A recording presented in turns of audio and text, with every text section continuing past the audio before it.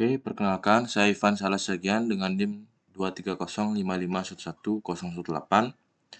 Pada kesempatan kali ini, di sini saya akan menampilkan atau menjelaskan bagaimana proses penggunaan Mesh Project untuk mencari jalur kritis dan juga cash flow pada sebuah proyek. Di mana proyek yang saya akan lakukan pada saat ini adalah proyek pembangunan sebuah restoran. Oke, tahap pertama di sini kita bisa buka pada aplikasi Mesh Project. Lalu kita bisa pilih pada blank project untuk memulai lembaran baru. Lalu pada tampilan ini kita bisa mengedit terlebih dahulu. Kita klik pada bagian file, lalu kita klik bagian di bawah ini option. Lalu pada bagian ini kita bisa mengubah mata uang yang ingin kita gunakan. Ini currency, kita ubah ke Indonesia. Rupiah IDR.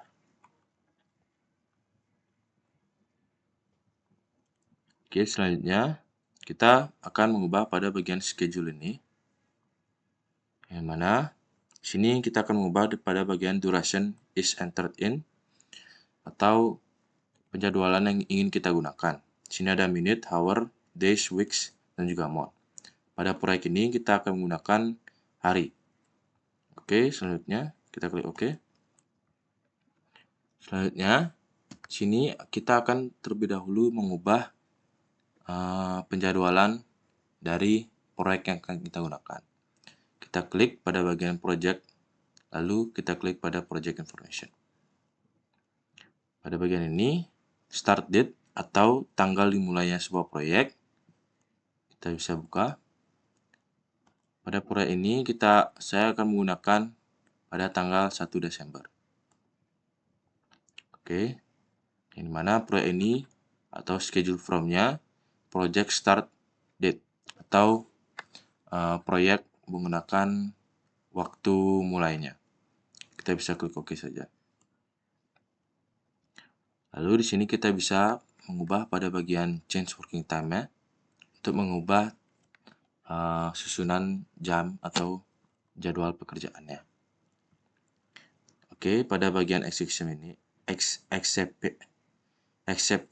kita bisa menginput atau ingin pada hari apa saja sebuah pekerjaan itu dapat libur atau seperti tanggal merah. Nah, kita dapat lihat sini ada bagian working putih. Ini adalah bagian working dan non-working digambarkan berwarna abu-abu. Ini abu-abu non-working atau tidak bekerja. Semisal di sini saya ingin menginput tanggal merah ada hari raya Natal.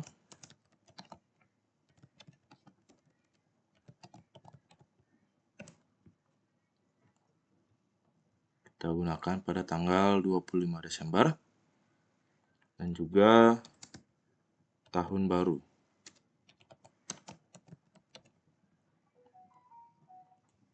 Sini kita bisa masukkan 31. Oke. Ini adalah hari yang dimana pekerjaan tersebut libur atau tanggal merah. Selanjutnya pada bagian worksheet kita bisa klik. Lalu kita klik details. Nah, pada bagian ini adalah pada hari apa saja sebuah proyek kita ingin dilaksanakan atau pada hari apa saja sebuah proyek itu akan libur. Nah, pada pekerjaan saya ini, saya ingin mengasumsikan bahwa hanya pada hari Minggu saja proyek tersebut libur. Maka dari itu, kita bisa men-select dari hari Senin sampai Sabtu untuk mengaktifkan atau membuat hari itu adalah sebuah hari kerja. Lalu kita klik pada set days to specific working times. Nah, pada bagian ini dapat lihat bahwa jam pekerjaan dimulai pada jam 8 dan sampai pada jam 12. Dan ini mendapatkan istirahat selama 1 jam dan baru dimulai kembali pada jam 1 sampai jam 5 sore. Kita klik OK. Lalu kita klik OK lagi. Oke, dapat lihat sini sudah terubah atau sudah terassign, yang dimana abu-abu ini tadi menjelaskan bahwa ini adalah waktu atau hari libur, sudah hanya pada hari Minggu saja. Dan sini sudah terassign juga, di mana pada tanggal 25 Desember dan juga 31 Desember adalah tanggal merah. Untuk selanjutnya, di sini kita bisa mengubah atau menginput dari text name atau pekerjaan yang ingin kita masukkan pada sebuah proyek kita. Misal contoh, pertama ada pekerjaan persiapan.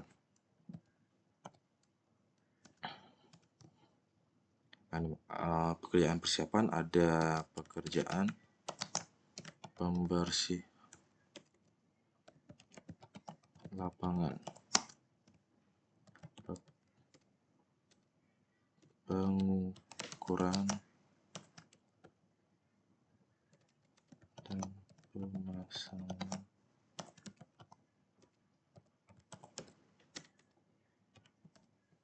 Begitu juga sampai selanjutnya kita input sampai keseluruhan proyek dari awal sampai akhir.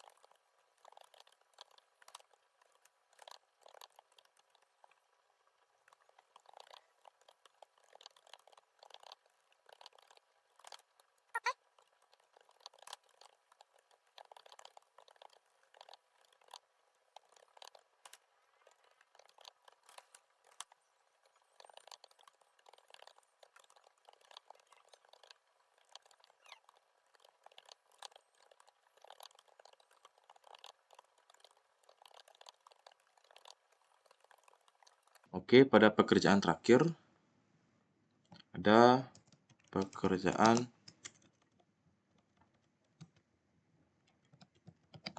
pengecatan dan finishing.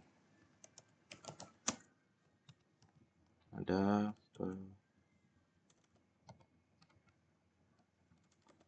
pekerjaan cat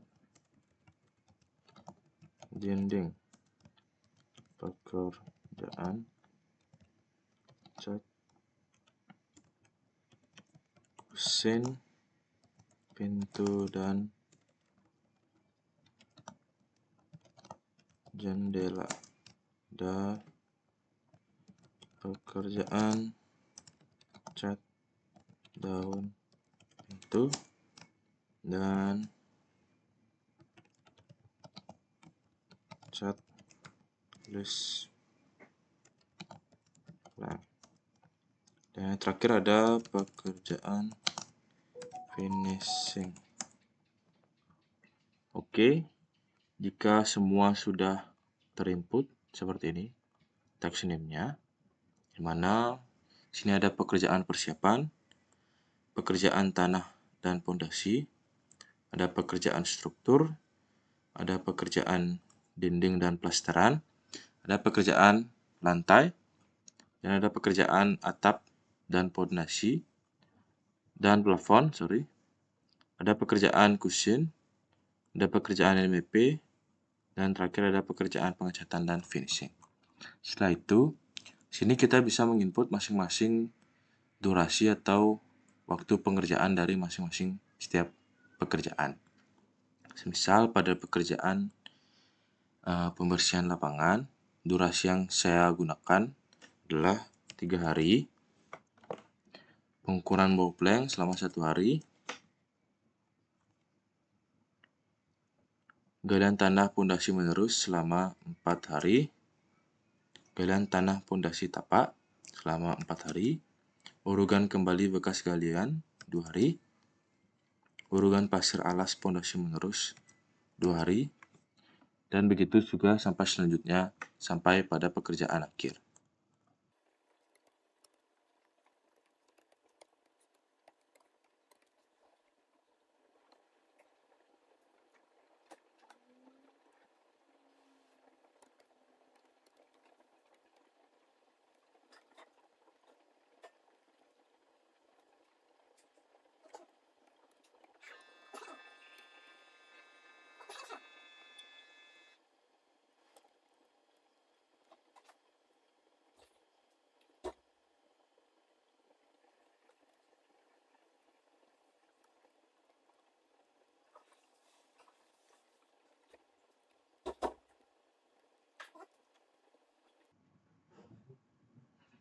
Oke, setelah kita input seluruh durasi pekerjaan yang ada, seperti ini. Selanjutnya, sini kita akan membuat subbab dari masing-masing pekerjaan. Kita menginput, misalnya pekerjaan persiapan ini ada subbab pekerjaannya adalah pekerjaan pembersihan lapangan dan juga pengukuran dan pemasangan bau plank. Sini caranya, pada bagian Gantt format kita bisa klik. Lalu kita klik pada project summary text dan juga outline text-nya kita centang. Sebelum itu kita memberikan project name-nya dulu. Sini saya akan menggunakan nama saya.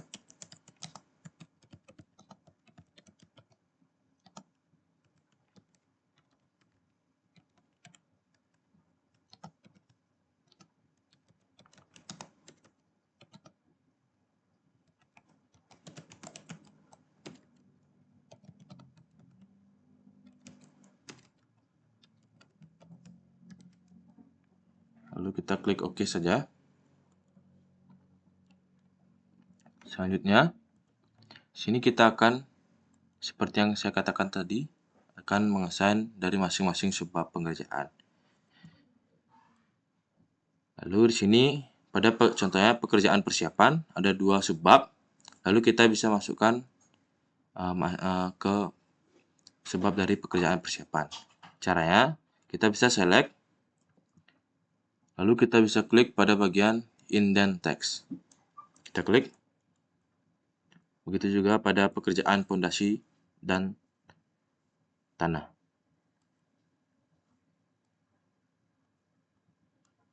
Ini. Kita klik. Kita lakukan sampai semuanya.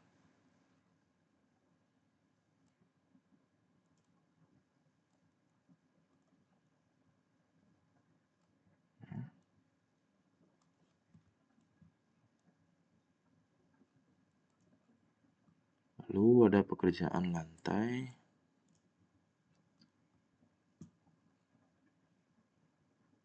Pekerjaan plafon.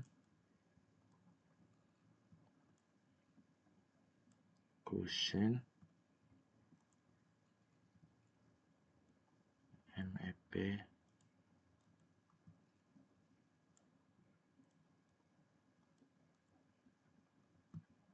Oke, sini sudah terlihat dari masing-masing pekerjaan sudah terassign masing-masing subbabnya.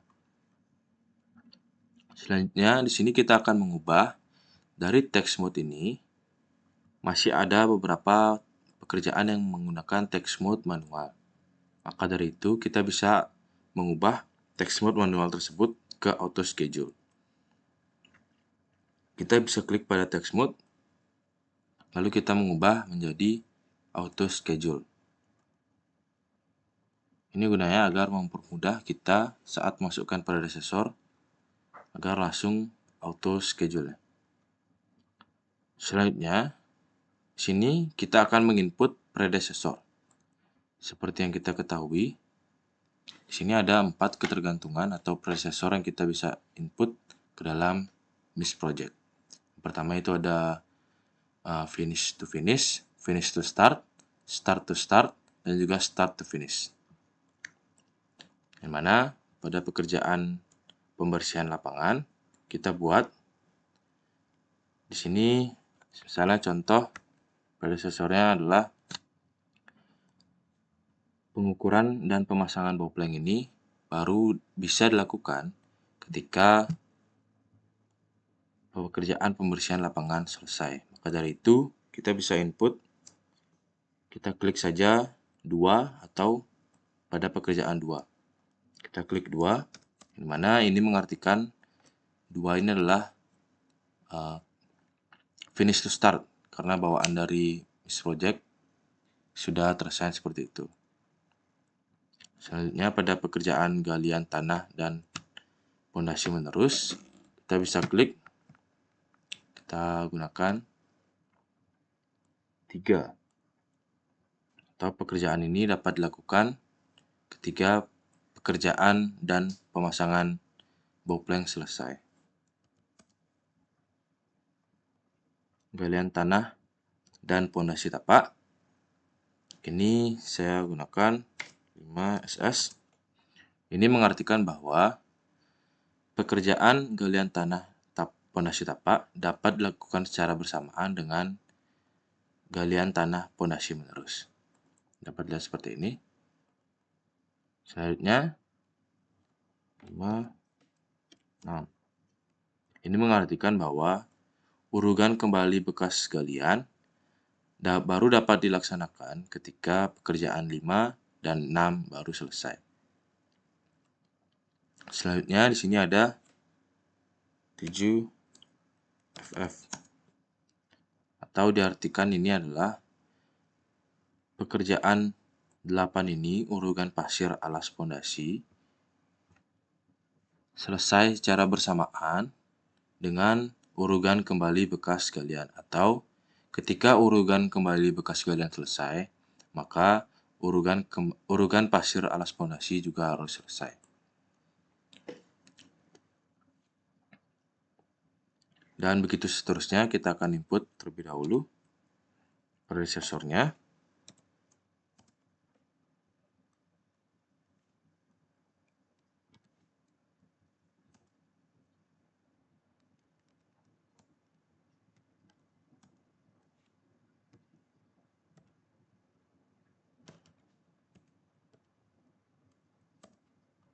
Nah, pada bagian ini,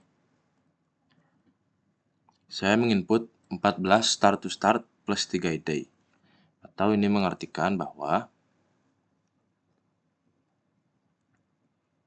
pada bagian ini, pekerjaan kolom praktis ini dilakukan start to start atau dimulai secara bersamaan setelah pekerjaan kolom beton dimulai sudah 3 hari pengerjaan. Oke.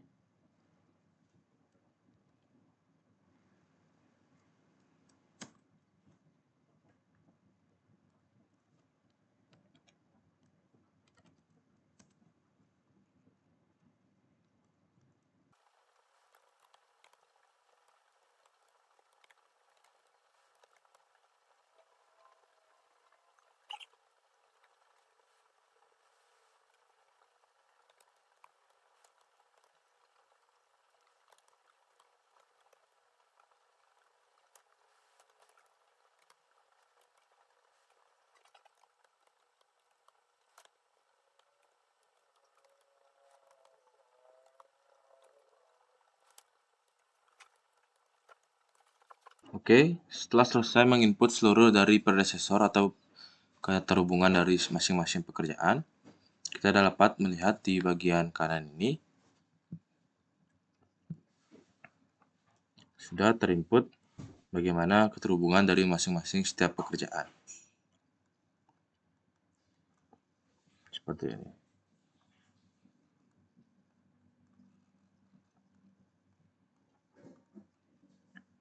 Untuk selanjutnya, di sini kita akan menampilkan atau menginput dari resource atau material yang kita gunakan dari masing-masing setiap pekerjaan yang ada. Misalnya,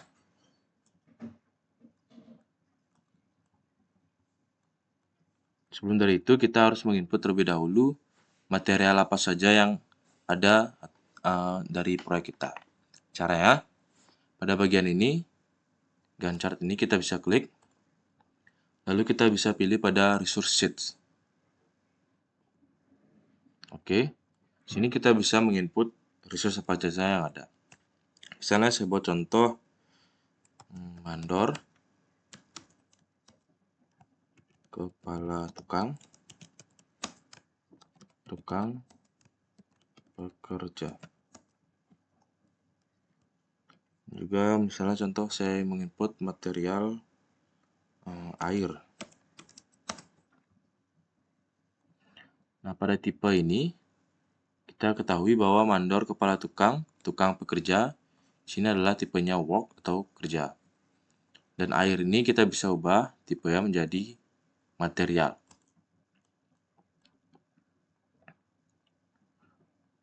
Nah, untuk max ini atau jumlah ini kita bisa menginput atau semisal pada proyek saya ini mandor yang saya gunakan adalah sebanyak 3 orang, maka max-nya menjadi 300%.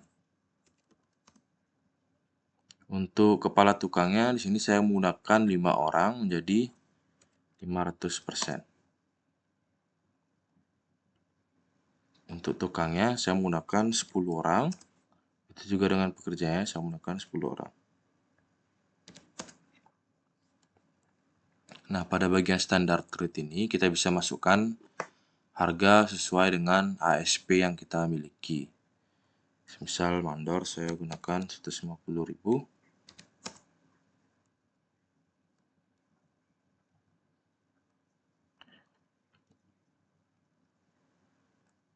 Kepala tukang 120.000. Tukang 100.000.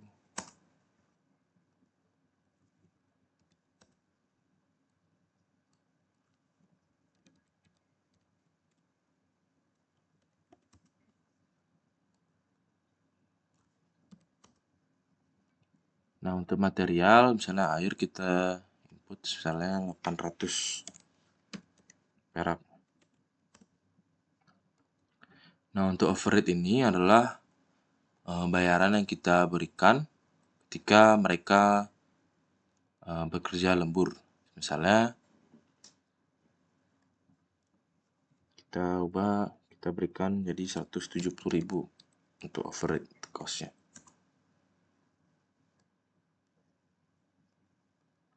Salah, ini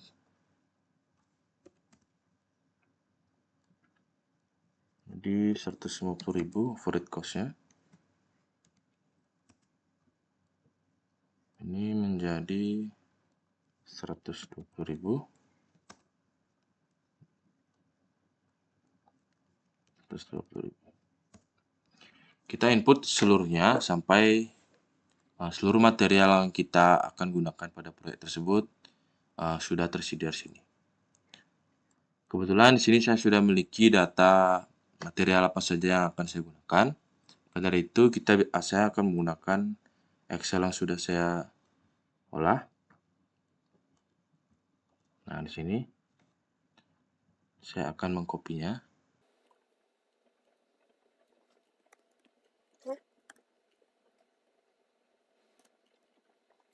Untuk tipenya juga saya copy. Tipenya di sini kita bisa select saja secara manual.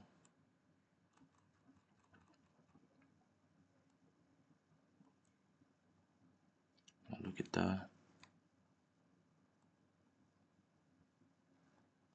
ulang select.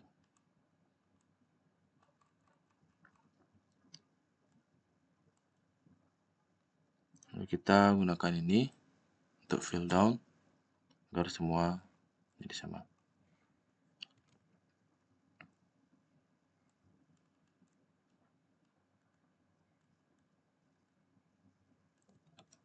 Kita copy lagi untuk satuannya. Dan untuk inisialnya kita copy juga. Ini adalah inisial dari jenis material yang ada. Dan harganya juga saya akan copy.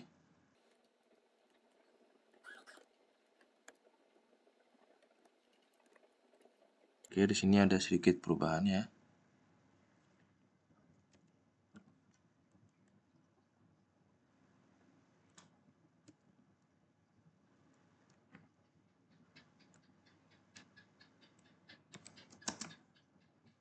Oke, setelah semua terinput, baru kita bisa melakukan pengimputan material dari pekerjaan kita.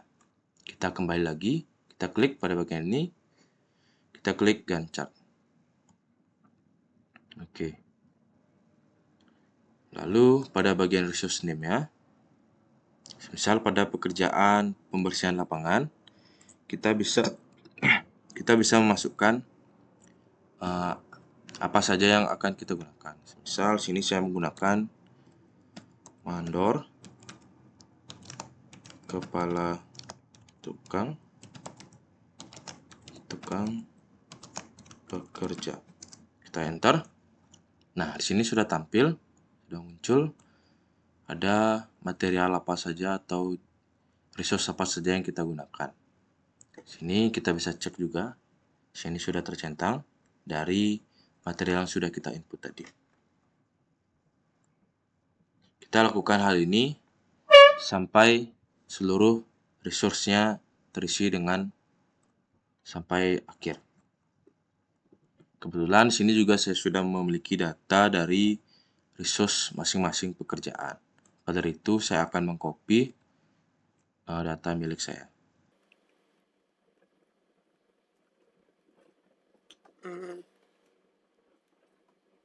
Sini saya akan copy. Lalu kita bisa paste.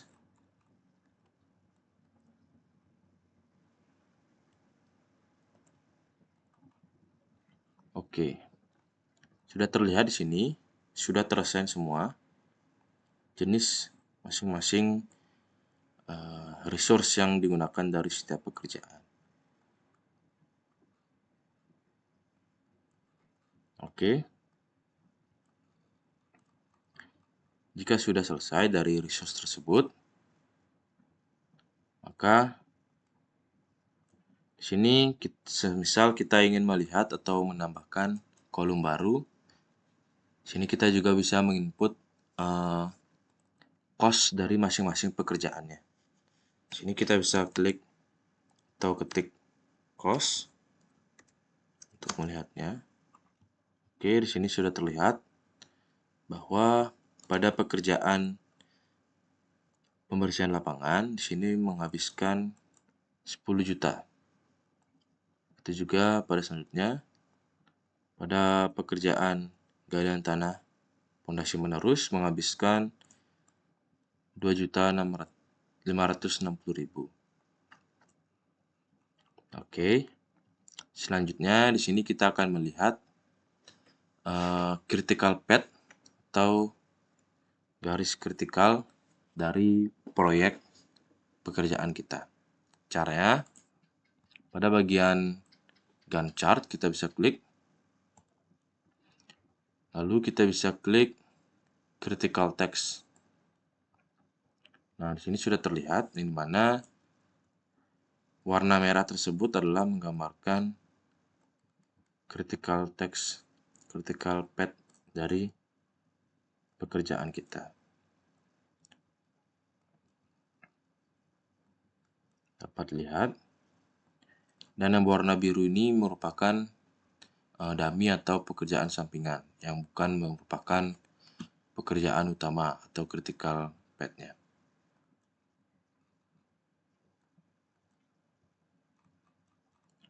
Oke, jika sudah seperti ini,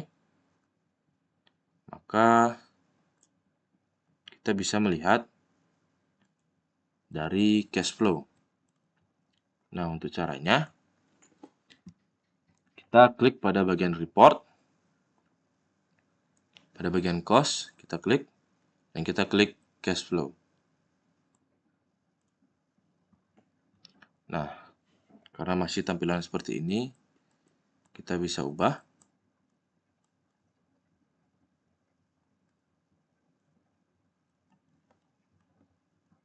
Kita bisa mengubahnya dengan cara kita klik pada bagian bagannya, lalu pada field list kita edit.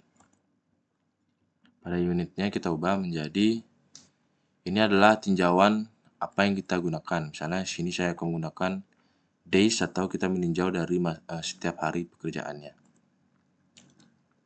Untuk date formatnya saya menggunakan ini saja. Lalu kita bisa klik OK.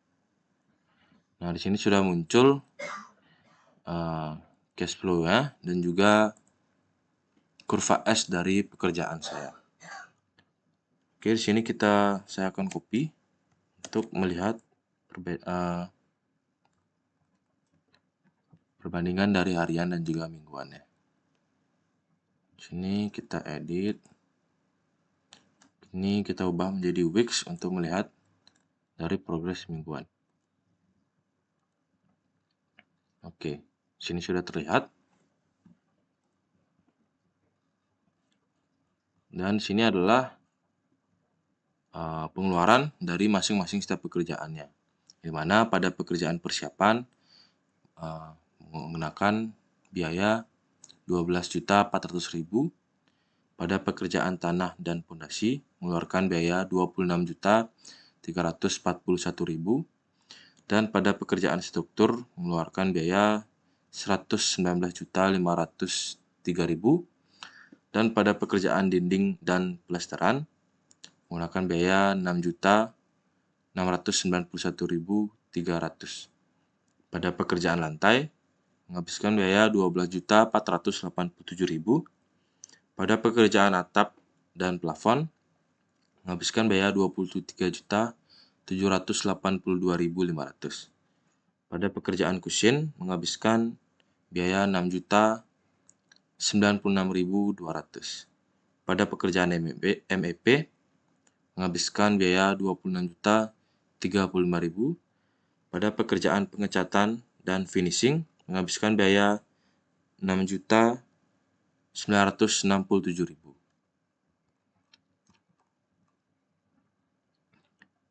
Oke, kita bisa balik terlebih dahulu ke Gantt chart-nya.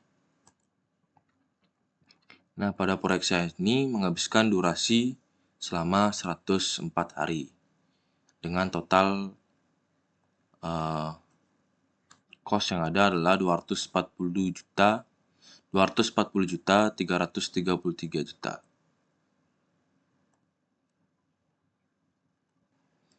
Mungkin sekian yang dapat saya sampaikan. Terima kasih.